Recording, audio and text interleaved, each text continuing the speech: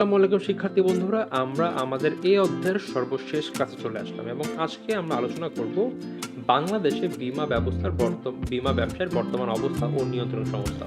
এর আগে বলে নেই, দেখো আমরা কিন্তু বীমার অনেক কিছু সম্পর্কে জানলাম। আমাদের এখানে মূল যে বিষয়গুলো ছিল, বীমা জিনিসটি কি, এখন এটা নৌ বীমা পড়ি, আমরা অগ্নি বীমা পড়ি, সব জায়গায় বীমা কিন্তু বীমা। এখানে কি বীমা জাস্ট কি জেনেছি, দুটি পক্ষের মধ্যে লিখিত চুক্তি হবে যেখানে একটা পক্ষ প্রিমিয়াম দিবে এবং অন্য পক্ষ আর এক পক্ষের যেই ঝুঁকি আছে সেটি তার কাঁধে নিয়ে নেবে।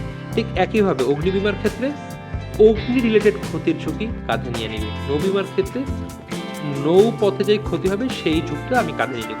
সবগুলো কিন্তু সেম। তো আমাদের এই অধ্যায়টা যদি প্রপারলি আমরা বুঝতে পারি, আমরা আগামী যে আরো 4টি অধ্যায় আছে এর মধ্যে অ্যাটলিস্ট 3টি অধ্যায় সবকিছু প্রপারলি বুঝে যাবো। খালি জীবন বীমা একটু ভিন্ন ধরনের, বাট ওইটাও খুবই ইজি, কোনো অসুবিধা নেই। তো বাকি যে 3টি অধ্যায় থাকছে সেগুলো আমরা খুব ইজিলি এবং প্রপারলি বুঝে যাবো। এবং এখানে দেখো অনেক কিছু আছে,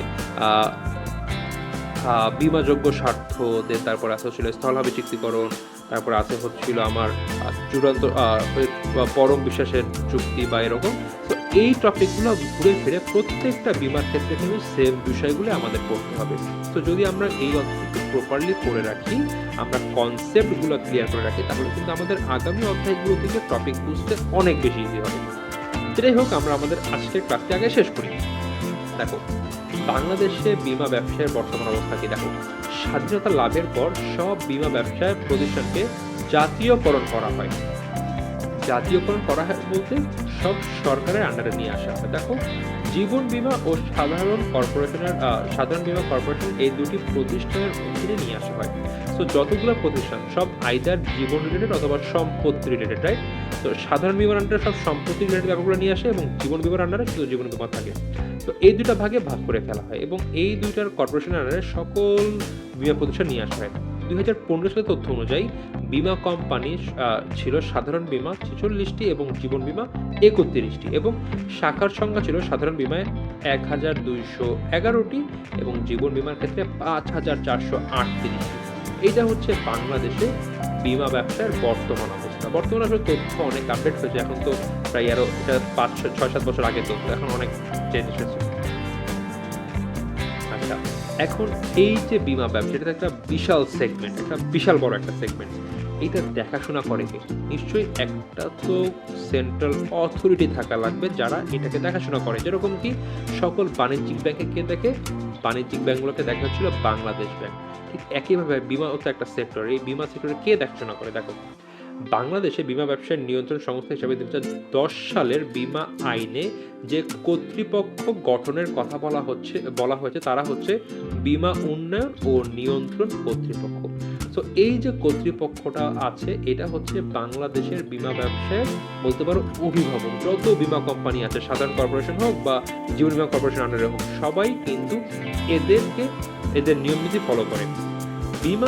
বীমা শিল্প ব্যবসায়ের তত্ত্বাবধায়ন, বীমা পলিসি গ্রাহক ও এর অধীনে উপকারভোগীদের স্বার্থ সংরক্ষণ এবং বীমা শিল্পের নিয়মতান্ত্রিক উন্নয়ন ও নিয়ন্ত্রণ নিমিত্তে সরকারের নিয়ন্ত্রণ কর্তৃপক্ষের প্রতিষ্ঠা করেছে বা রয়েছে। তো এরা আলটিমেটলি নিমিত্তে সরকার এই নিয়ন্ত্রণ কর্তৃপক্ষ প্রতিষ্ঠা করেছে। অর্থাৎ এই যে কাজগুলো হচ্ছে, তত্ত্বাবধান করা, বীমা পলিসি গ্রাহক বা এর যারা উপকার ভোগ করছে বা এদের স্বার্থ সংরক্ষণ করা, বীমা শিল্পের নিয়মতান্ত্রিক উন্নয়ন এবং নিয়ন্ত্রণ, সবগুলা কিন্তু নিয়ন্ত্রণ করার জন্য সরকার এই পক্ষটাকে প্রতিষ্ঠা করেছে এবং সেটাকে বলা হয় আইডিআরএ বা insurance development and regulatory authority. আমাদের এমসিকিউ গুরুত্বপূর্ণটা আসে যে আইডিআর এর ফুল ফর্ম কি লেখো? Insurance development and regulatory authority. এটার বাংলা কি আমরা একটু আগে দেখলাম, বীমা উন্নয়ন ও নিয়ন্ত্রণ কর্তৃপক্ষ। তো এইটি পক্ষটাই বাংলাদেশের বীমা ব্যবসাটাকে নিয়ন্ত্রণ করে থাকে ওভারঅল।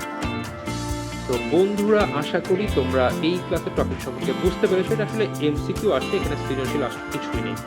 তো আবারও যেটা বললাম যে তোমরা কিন্তু অবশ্যই এই অধ্যায়টি খুব প্রপারলি করবে। যদি অধ্যায়টি প্রপারলি করতে পারো, তোমাদের আগামী যে 4টি অধ্যায় আছে, 11, 12, 13, 14, এই 4টি অধ্যায় তোমাদের খুব একটা কোনো অসুবিধা হবে না। কজ সব জায়গায় গিয়ে দেখবা যে নৌ বীমার বিষয়বস্তু কি দেখা লাগবে, দুটি পক্ষ, লিখিত চুক্তি, ওই একই বিষয়ে বারবার ঘুরে ফিরে বলবে।